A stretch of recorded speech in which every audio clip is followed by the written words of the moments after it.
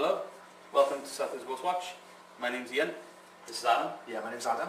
And I'd like to introduce our guest speaker today, which is Dr. Martin Shrewsbury. Hello. So today we're just going to briefly talk about ourselves, who we are, what we do, how we work. So we're a group of paranormal investigators from South Wales. We formed back in 2009 by myself and a few of the existing members. The reason behind starting the group was through a personal experience of myself and my own. We now aim to provide a service for people experiencing any paranormal activities in the house or business. We work quite scientifically, so we concentrate our time and efforts on actually discovering the nature of the paranormal phenomena. Conducting an investigation normally is done by recording information in many formats, from temperature to humidity, to audiovisual EMF fields, as well as our own senses and feelings. That allows us to remain unbiased and allow us to conduct investigations rationally and scientifically. Just some information on some of the kit we use stuff like K2 meters, EMF meters, laser grids, night vision cameras, digital voice recorders, and so on. I mean, if you're in paranormal, you'll have a pretty good idea of what kit you can sort of use. Overall, the aim is to provide just peace of mind regarding paranormal activity, along with collecting and documenting evidence. Paranormal activity can really range from random bumps in the night, as most of you probably would know by now, after watching Paranormal Activity 1, 2 and 3. Oh yes. To full body apparitions. The service that we provide is free and peace of mind, along with collecting and documenting evidence. So whatever really deems necessary we will do. I guess we move on now to the three. Do you want to talk about the locations, what we've done? Yes, well my name's Adam, and I got into the paranormal through my friend Ian here.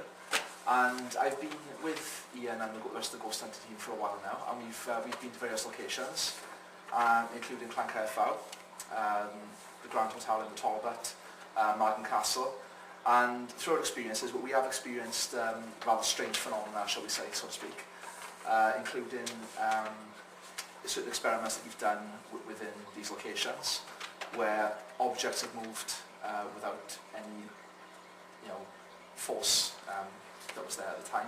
I think Adam was referring to the marbles being pushed back. We did an experiment where we put some marbles on the floor in one of the rooms. I think it was in Llancairffordd, wasn't it? Yeah. And there was no windows in the room. All the windows were shut. There was no draft coming in. The floors were even. The floors were even. It was on a flat surface, and there was no reasonable force in there to move the marbles. But they started moving them by themselves for no apparent reason. And we had some very high EMF readings as well to support the fact that we weren't alone. That we felt there was somebody else in the room with us. We felt that we weren't, on our own, and we were a bit startled and a bit shocked. Well, we got very excited, as you can imagine, by all this as well. We were very, very excited and what's going to happen next? This has already happened. What's going to happen to us next? Are we going to start having lights flickering? Are we going to have objects thrown off tables? And it was fascinating. It was really fascinating. What about Margam Castle? Did you? That was a good night. You came to that one, didn't you? I did. I came to Margam Castle with you as well, and that was a pretty good night. That was a very good night. A lot quieter than Llancairffordd, but we didn't experience so much. Well, a lot of it we had to, some of the EVPs we had to put down because the wind was so bad that night. Yes, it was very bad that night. It really sounded almost like the smallest hole you've ever pictured, with like a high pressured air cylinder from behind and just pumping air through.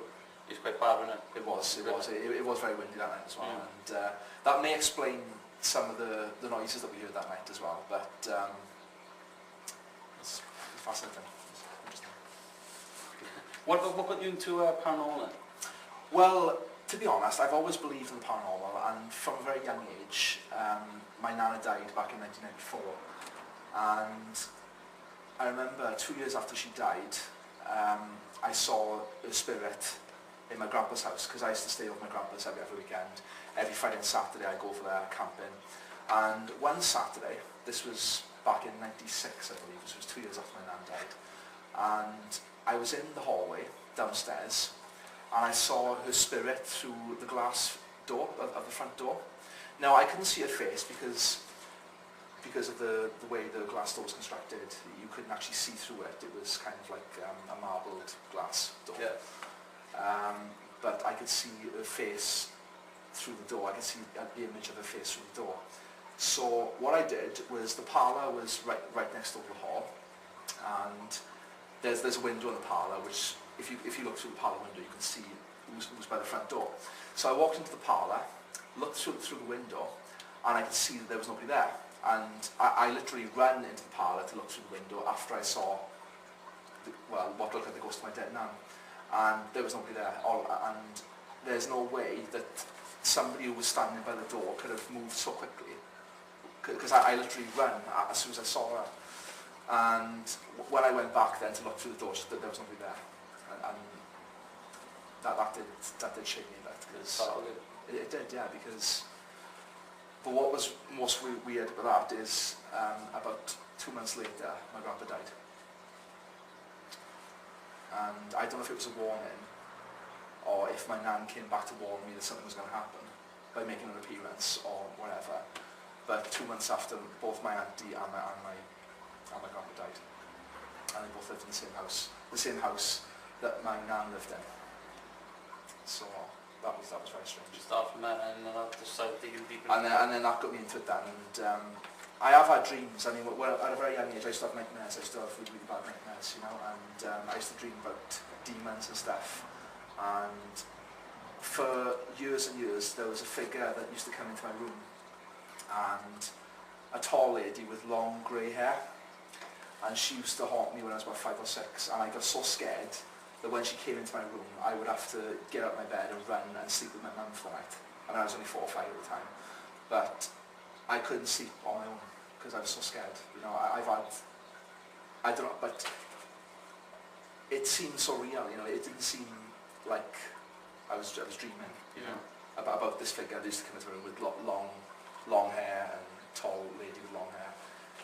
It just didn't seem, you know, like a dream. Like it seemed real, you know, and it's fascinating.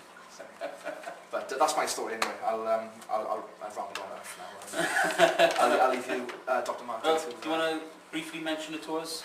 The tour we've got coming up in October. Yeah. Okay. Okay. As most of you are aware, we've been asked for a while, plagued actually by friends, family, and so on and so forth, about do we offer any paranormal tours. Well, October the 28th sees us starting our public tours. So I believe that's Halloween Sunday, 28th, isn't it? Yes, Halloween Sunday. Okay, yeah. We're at Plank Airfowl down in Caerphilly in South Wales, which will be our first public tour. So if anybody's interested, please get in touch with us. You can get to us by emailing southwoodsghostwatch@gmail.com, and we will send any reply to anybody who emails us. Leave numbers so we can get in touch with you guys as well. So I think now we can quite move on to talking to Dr. Martin Shrewsbury. This is Martin Shrewsbury, very close personal friend of my family. Known him for quite some time now, actually, haven't we? I think so, yes. For a few years. So first of all, Martin, I'd like to ask what really got you into psychology? Well, there's the official version and there's the unofficial version. Yeah.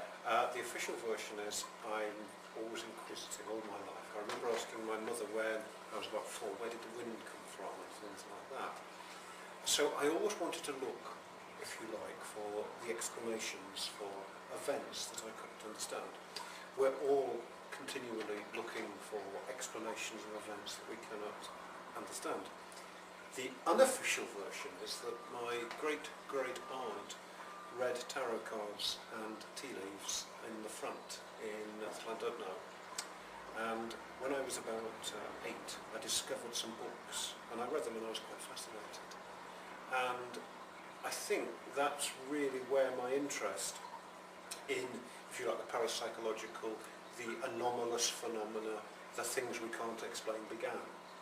So I've never been convinced that we can know everything. We are human beings, we are trying to interpret things. Psychology is different to a scientific background, if you like, hard science, because psychology can only ask what Ian thinks of the world. Now, when we look at copper sulfate crystals, we can't interview the copper sulfate crystals, and they can't say, yes, we're blue copper sulfate crystals. I can ask Ian. But that's influenced by what Ian is seeing at the time, what Ian is experiencing. So all of us view the world in different ways, and it's impossible, therefore, to form a standard of scientific, rigid interpretation. And this is why, today, we're all asking questions about why we're here, what's it about, what is happening. And really, what comes down to happiness is working out a model on how the world works that works for you. Now, we live in an age where the big religions are declining. The understanding we have to find are within ourselves. And that's why psychology, if you like, is a bit fuzzy at the edges. They'll tell you that they can make it rational, but they can't. So that's really where psychology fits in. It's a bit like gardening. It's not like car mechanics. You know how to make flowers grow, but the flowers behave in different ways. You don't just replace the plant. No. So psychology is trying to understand why I am here, what it's about, how I get on with other people, and how do I deal with the problems that come at me. Okay, fair. That's quite a good very good. good answer to the question. Yeah, Actually. brilliant, Thank you. What about parapsychology then? Now, that's such an interesting development. I don't know how many you know about the history of the paranormal. If you go back to tribal people, they'll say to you that the world is alive. Okay. That the trees are alive, that the rocks are alive at different stages of consciousness to us. When scientific revolutions began, people were predicting that we'd know everything about, I think it was Lord Rutherford said in the 19th century, in 10 years we're going to know everything there is to know. Along came a little guy called Albert Einstein, and he said, no, it's not like that. Everything is relative. And he developed a theory, if you like, and that continued on from Einstein, that Heisenberg's principle, that every electron in the universe knows where every other electron is. Now, the big debate is, we are quantum figures as well. We interpret things in different ways. And scientific rationality broke down. Middle of the 19th century, there was a woman called Madame Blavatsky, who set up the Theosophical Society. And she was convinced, she met the masters, as she called them, in Hyde Park. Now we might giggle a bit about that. But she began the study of the supernatural, and the growth of the spiritualist movement occurred in the 19th century. People like Keir Hardie, who was the founder of the Labour Party, was a convinced spiritualist, because he believed in the next world everything will be shared in common, which is quite interesting. And parapsychology has grown steadily from that point. As the big religions have declined, or not became as solid, or people haven't believed as much, people have worked hard at trying to make sense of the world. And parapsychology is one of those responses. How do these unknown things happen? Why does it happen? We have to keep a very rigid understanding. In science, we try and say, if something happens by chance, how do we prove it? Statistical tests. Yeah. What we're interested in parapsychology is when we reject 80% of the cases, but it's those 20% of cases that you can't explain that are really fascinating. And you have to eliminate so many things. That the person's schizophrenic, they've got a psychosis, that it's not a trick, that you have to look for all other possible explanations, which is where you guys come in with your equipment. If you can say there is no logical explanation for this, then that's something worth investigating. In Victorian age, nobody worried about death. Today, we worry about it. Yeah. It's distant. People try and keep it. We talk about sex, but we deny death. Yeah. In the Victorian age, it was the reverse. So it's brush under the carpet, isn't it? Yes, brushed under the carpet. And what is interesting about parapsychology is we ask questions, do we go on? Why do we go on? And what evidence is there? And this is where it becomes truly fascinating. My late father was a building estimator. He was ultimately rational. 6 months before he died, he had a near-death experience. And I went to visit him in hospital. It was 1983. He said to me, for God's sake, he said, don't tell your mother this, but this is the sort of thing that you're interested in. He said, I dreamt I was walking through a forest in Greece and I came to a hunting lodge. And there were all the old Greek gods and goddesses. And they said, you're not wanted yet, Keith. Go back. He said, for God's sake, don't tell your mother. 6 months later, off he went. But he was brought up as a conventional Anglican who secretly read ancient mythology. Okay. Yeah. Okay. That's Cool. And it's interesting that at that moment of near death, it wasn't the view of the established church that came through, it was his own belief system. So that's why I think you guys are very good, because you're helping people make sense and develop their own abilities. Yeah. And That's where parapsychology comes in. And it's such a vast range of subjects. It is, because like you said, everyone's got their own interpretations about the paranormal, and everyone believes in what they believe in, you know. And I firmly believe in regression, and I believe that there is an afterlife. Oh yes. And there are many, many other afterlives. That's why when people do regression therapy on other people, that they pick things up from previous lives which they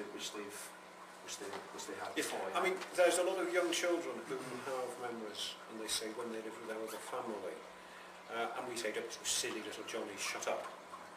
funny, I've heard stories about that from friends where they swear that you say stuff like that, and they say, well, you're not you're my mum, but then I don't know, that type of thing. So, but it's quite young though, that is that. Yes. And so it's almost like where they say, well, they have an imaginary friend. To an eye, we can't see with the naked eye, but then to that level child, they can still see other things. So the spirits, ghosts, whatever people wish to address them as in this day and age. I mean, what you said about about previous lives is quite interesting, because if you think about it, tribal people see the seasons, they see the seasons go round, and they see the plants grow up again, and they see the trees grow up again, and they see the animals return. Now, it seems to me perfectly logical that that you could develop a model that's why we come back. That's I can't understand myself, and I haven't to defend anybody here. Why on earth would we, in conventional religious sense, be sent to hell for eternity or heaven for eternity for only 70 years of this doing it? I like the Eastern idea that we work it out ourselves. Where, if you like, finding our way to some form of other understanding, making sense of it. And I think that's really comforting. It's all up to us, guys, Yes. We work it out. Where you mess it up, you have to do it again. Or something like that. Either learn through repetition or learn through mistakes. Or the classic state of realisation of karma. Once you realise that, then you have an understanding. You do get part fate, past life. I remember doing a past life regression with one guy, and he told me he'd been playing football in the 14th century. Now, come on, they don't play football in the 14th century. No. Yeah, and there is a problem where sometimes you have to be very sceptical because people's memories they can be confabulated. Yeah. You have to be very rigorous on that sort of thing. Absolutely. But there is sufficient. There is a tribe, there is a group of people in Syria now who are getting shot to pieces called the Druze. It's an Islamic group, yet they believe in past lives. And where you have a culture where the people tend to believe in it, then the kids don't get put off it. We tend to not see what we're told not to see. It's controlling that to a degree. So there's all sorts of interesting, and that's why parapsychology is quite interesting. Modern psychology at the universities tend to take the mick out of parapsychology, but you can't prove anything logically, really.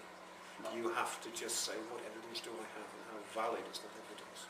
And then in the end, show the evidence if you're willing to stand by it. That's right. Yeah, definitely. Moving on to the next question then. What do parapsychologists study? What type of things? Well, there's a whole range of things. I mean, there's the phenomena of ESP, telepathy. Okay. That's quite interesting. I once did therapy with an old man who had jumped out over Arnhem, and his parachute had failed to open. He survived, but he said that his father at that same time had a picture of him, a vision of him in the front room. So they look at phenomena like that.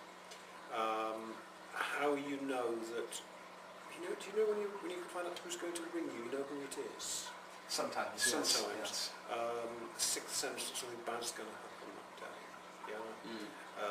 You have a feeling that this is the right thing to do, a gut instinct that cannot be statistically proved. You can't scientifically standardise it. Mm. Yeah, you can't make the same experiment. It's something that exists outside Yes. of that rationality. Let me give you an example. There's a thing called a black swan. It's not a thing that hangs out on the lake and squawks at you. It's an event that can't be predicted. During the Middle Ages, they said all swans were white. Then they discovered Australia. And they found black swans. Now that's an event that cannot be predicted, that changes everything, and once it's happened, people then start predicting why it happened. Mm. Most of the progress, most of the significant people we meet, most of the jobs we get are all black swans. They happen without being able to predict them. Yeah. So most predictions, economic, political, never work. If you just said at the time of 9/11, if people could have looked at that and they'd have built bulletproof doors for the planes, then it would have been all right. Yeah. Yes, but how But do they you couldn't predict it. No. So the events that change things are all black swans. And a lot of parapsychology would look at certain sorts of phenomena like that. And that's why these things are so interesting. There was a wonderful series on a few years ago called Sea of Souls, which was about a parapsychology department at Edinburgh University. And they did a popular version. It's wonderful. You can see them on YouTube. They're all there on YouTube. Yeah, That's really good. Because what happened why units like that were set up? Arthur Koestler, who was all his life, for the last 10 years, an atheist, had an experience. And he thought, I'm going to do something about this. So he helped set up a department, parapsychology. Okay. Yeah. Right. And most people who become interested in this are people who have an event happening in their lives that they can't explain rationally. They may have been stuck in a particular way of thinking, they just can't explain it. So they try and puzzle it out. Right. Oh dear. So that works out very well. So those are the sorts of areas that parapsychology looks at. Okay, that's a good answer. It's an interesting answer, yeah. And of course, you've got to remember that in areas like Wales, there's always been a belief in the other world. We're Celts. Yeah, Yeah. definitely. It's always been the big secret in Wales that there's always been a folk belief that's existed below the established. Yeah. Okay. There's a valley of the witches up in the Swansea Valley. My girlfriend, am I too old to say word lover? Her grandmother knew a lot about herbs, and which we've forgotten. And all these other explanations also exist on a level in a culture like ours here. Not only in the chapels and the pubs, there's also been the folk beliefs in the house. That's very interesting, isn't it? Yeah. So like when you say about the herbs and also like witches, doctors, that type of thing. Early establishing that type of stuff. Yeah. Sometimes I think that psychotherapists like myself are no more than modern witch doctors and look more respectable. Well, I was dating a lady who, when she was 14, Yes. she exercised her mother. Really? Yes, accidentally. Now, she didn't know what she was doing, but her mother was supposedly possessed by some kind of demon. Yes. And she exercised her. Yes. She had no way of doing this, but she managed to do it. And she was telling me how she has done Ouija boards, she's done the seances, and she's made contact with the spirit world. And I do believe in the spirit world. I believe that there is another world out there, apart from the physical world, where spirits exist. And they go to, after they pass on, after their physical body goes in the ground, they pass on to another world. And I do strongly believe in that as well. There's a lot of research that shows that the growth of the spiritualist phenomenon did a lot for the early psychologists like Carl Jung. His PhD was on a seance run by his cousin. Sometimes we find phenomena, poltergeist phenomena, occurs around adolescence. It's all that raw sexuality that's supposed to be out there. Yeah. And sometimes we have to be clear, very, very clear, that the very best people who say they communicate with the other side, sometimes they're communicating with themselves Okay. on the unconscious level. Yes. But that's one of those points where you have to be really critical. Mm. But yes, there is so much unusual phenomena. I mean, during the 19th century, they used to believe in ectoplasm, which was a substance the medium produced, which the otherworldly visitor used to... Yeah, but that's gone now. Yeah, that doesn't happen. Yeah. So there's all sorts of interesting backgrounds. And it's very... you have to be very precise with them. But you can find some really interesting phenomena.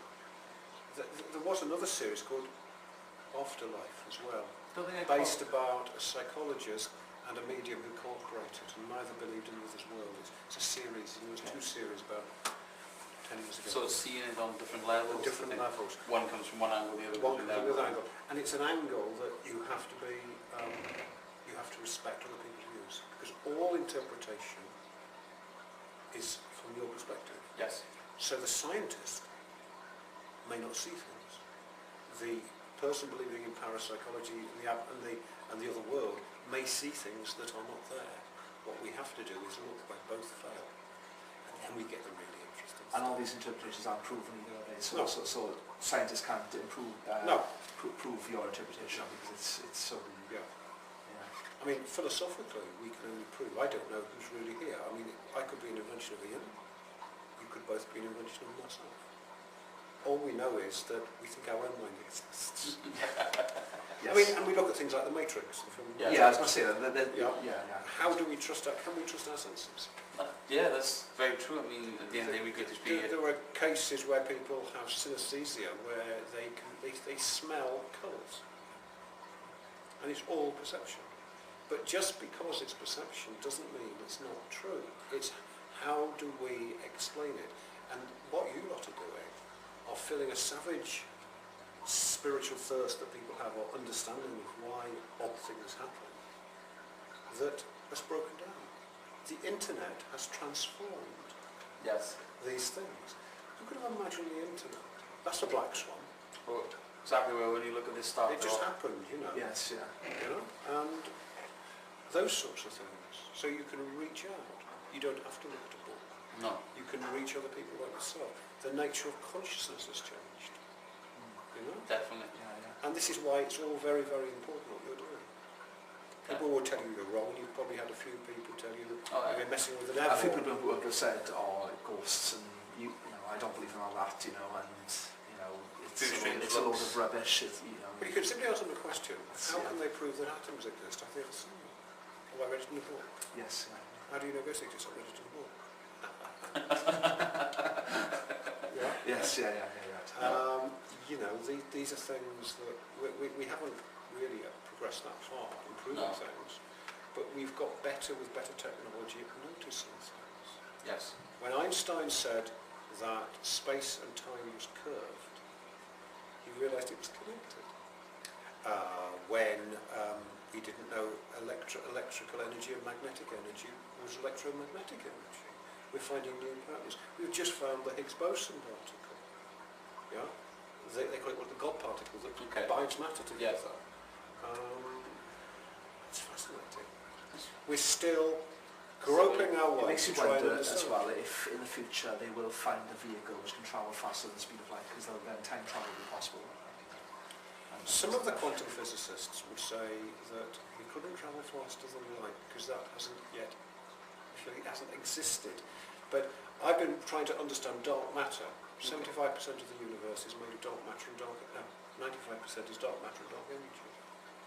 That's interesting, isn't it? I mean, there's already vehicles which can travel faster than the speed of sound, which Yes. is like 750 miles per Yeah, hour that's to right. sound, and so why not the light speed of light? And perhaps our emotions coat wounds with energy. Imprint energy. Imprint energy. You know, you always know when you go into a room and someone's been arguing. Yeah. Because there's Pay attention. You don't, an aura, like an atmosphere. Yeah. Well, you're in a room and somebody's looking at you and you usually know they're looking at you. How do you know that? It's a feeling. It's a feeling. It's a sense. Yeah. So there are obviously feelings But we only use 10% part of our brains. precisely. So there are obviously feelings we can't totally explain. No. We can't explain why they happen. The issue is not explaining, the issue is observing and suggesting possibilities.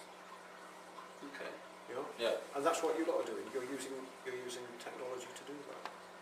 Yes, yeah. You know, the mediums of the 19th century would not have read temperature. They No. would not have done things like that.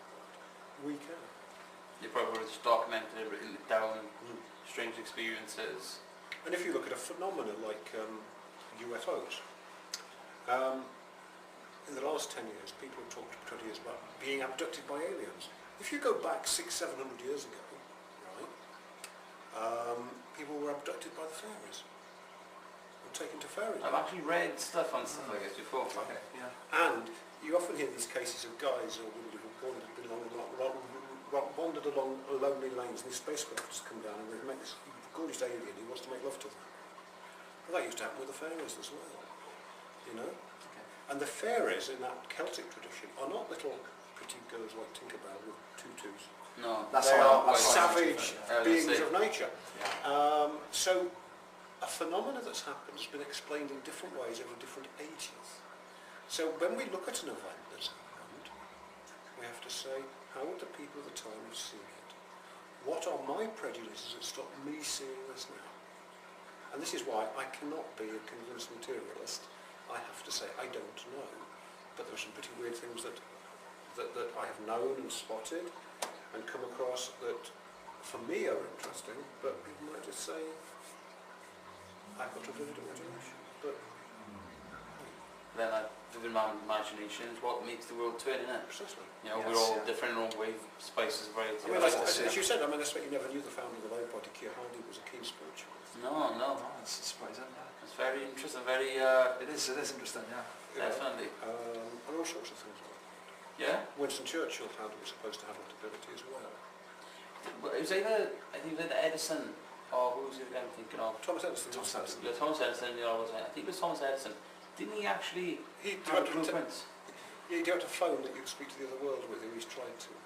Did he actually create it? Because He claimed he did. We don't know. There's no I don't know enough Alexander about Graham it. Bell. Alexander Graham Bell, I beg your Part pardon. did. Yes, yeah. yes. The spirit phone. Yeah, 'cause I remember there's blueprints to it, but I've never actually found no physical evidence out there for it to physically exist. Like, And there are films. I don't know. I don't know enough about it. And there are films like The Mothman Prophecy, where people claim they had communications with a being. There is also research that suggests that planes and trains that crash have significantly less people on them than normal. okay. And a friend of mine who is a rational businessman Yeah. was due to give a workshop on the Twin Towers on September the 11th. And he felt the day before he shouldn't go. And he comes back then to Yeah. that sort of like ESP, Yeah. gut instinct type You of wonder thing. if that was his brain telling him not to go, like Yeah. a sixth sense telling Yes. him that this plane's going to crash. The problem that goes sometimes with this sort of work is that sometimes people come up with strange ideas and have conspiracy theories. Yeah. And the more conspiracy theories you have, the more you believe, and your ability to be critical tends to go. I'm with you.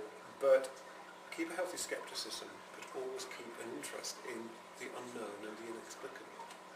Yeah. That's Definitely. what's interesting. This is why you guys are important. Yeah, and I believe in karma as well. I believe that if you do something really bad in your life, that at some point it's going to come back on you. And, That old saying, and what goes around comes around. yeah, I agree. I do believe Or that. if you perhaps realise in the Buddhist sense that you shouldn't have done that, then that's the theory that you break out of karma.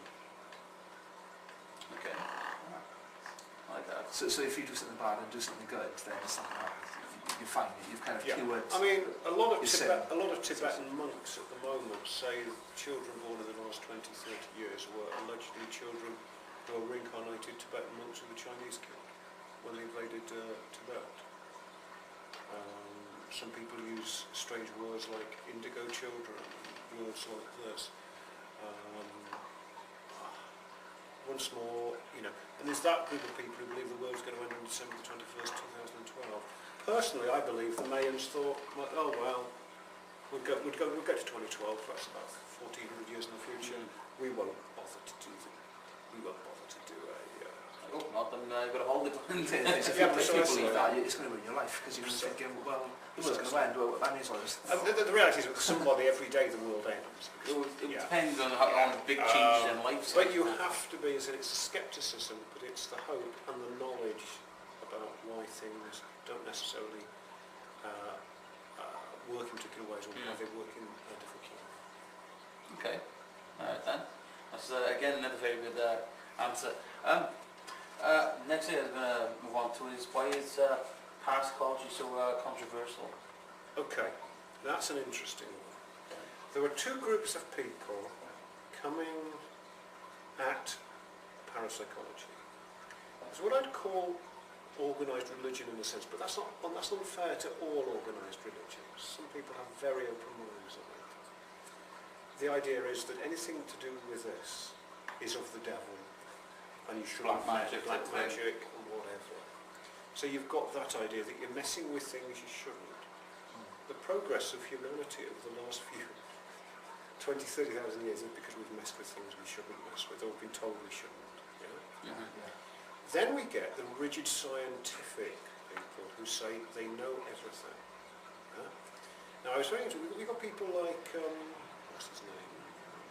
Mr. Dawkins, who's the scientist, who says there is nothing else, this is it. Yeah? Well, they're coming from a perspective which is almost as vivid and as rigid as some of the more religious people who say it's real. Now they talk about something called statistical significance, yeah? Proving that one thing affects another. Yeah?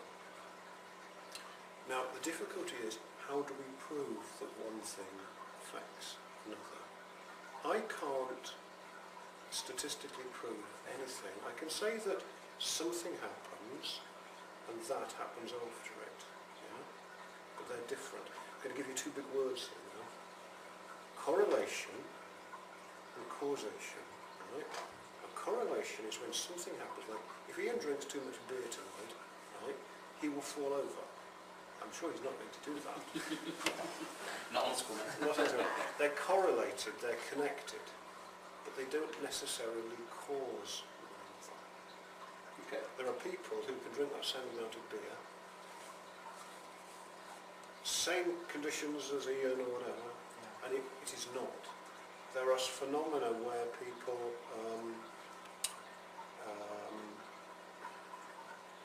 experience something in an entirely different way.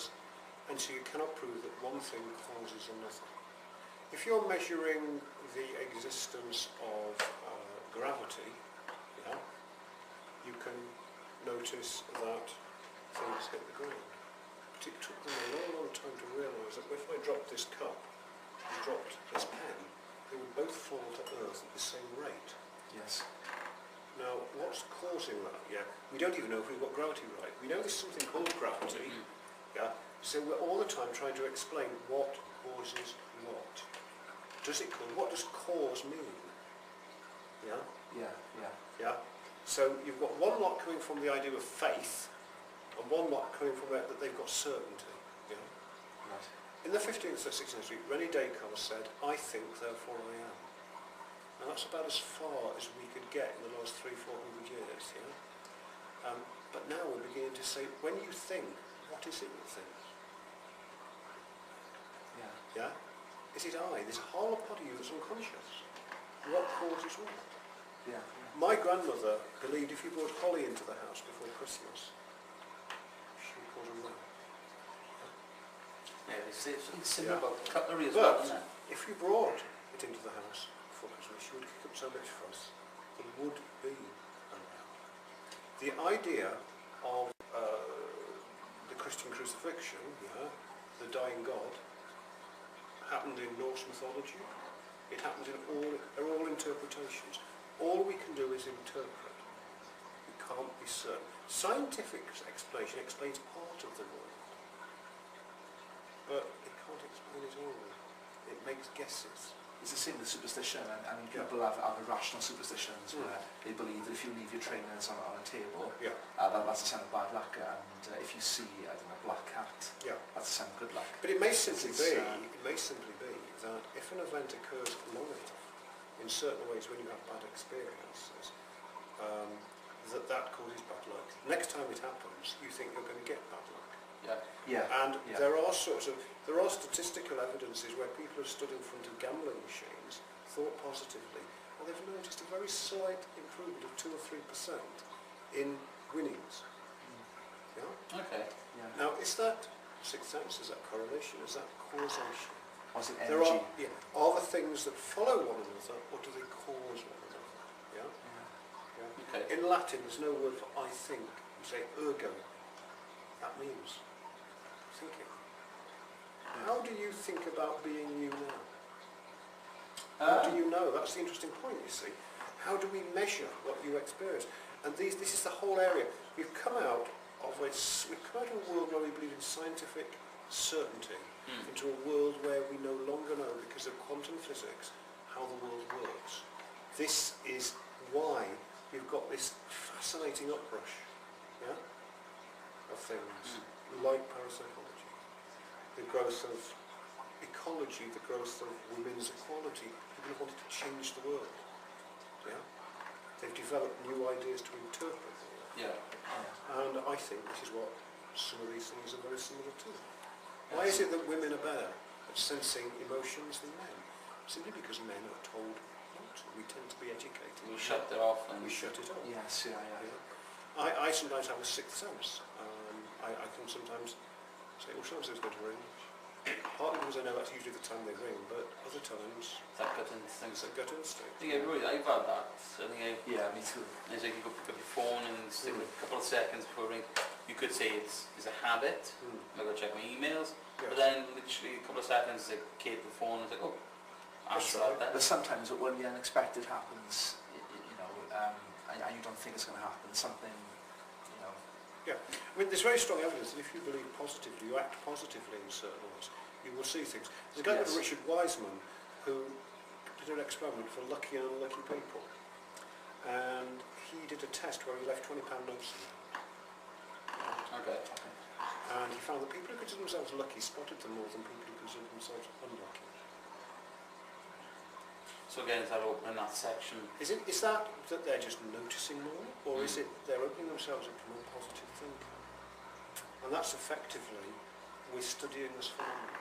So positive outlooks, good luck. Yeah. And then maybe not so positive, then you Bad go with the bad luck. Yeah, that's right. If you spend your time saying, I'm no good, I'm not good, I can't do this, it shows. It shows. And people, Well, Now, the way if you carry so yourself. if I came into your bank yes. next week and I said, my God, you look ill, and I came in every day and told you you looked ill, every time you saw me in future, after Yeah. about 3 weeks, you think, I feel ill. Oh, yes, yeah. So the Because your power brain of is suggestion reacting to, would be like that. yeah. Obviously, your confidence is getting affected as well. Isn't Yeah. it? And, That's right. So these are things you need to look at, and there's so much in parapsychology. Yeah. I reckon I could talk to you about lots of things. I mean, there's a whole hour in talking about things like telepathy, past life regression, sixth sense, death phenomena, all these sorts of things, hauntings. If the world is energy, Yeah, and everything is energy as quantum physics says, then of course we can interpret things. of course, yeah, definitely. That's how we learn to interpret. Everybody interprets things on a different level, Yeah. and then sometimes we do learn from each other. So, yeah, it's definitely worth digging Yeah, up. we're always learning as well. Every trip that we go on, we're always learning from each other. Aren't we? That's what's all about. But maybe we can hook up again on Yeah. that again, That's definitely. Yeah. I think the last question now, and maybe more of your views actually. What do you think about sleep paralysis? And there's one particular thing I've got. Now, I've never actually had it. You've seen this old hack, but I've had sleep paralysis. I was talking to you before we started coming here.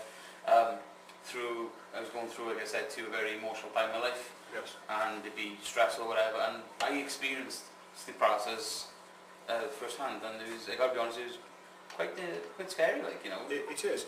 There's what we have to remember is that when we sleep, throughout the night, we go in 90-minute cycles of sleep. We go from REM sleep, I've got that right, yes, rapid eye movement sleep, to non-rapid eye movement sleep. Now, non-rapid eye movement sleep refreshes the body. Okay. When we dream in non-rapid eye movement sleep, the dreams are more, they're more ghostly, they're more difficult to remember them.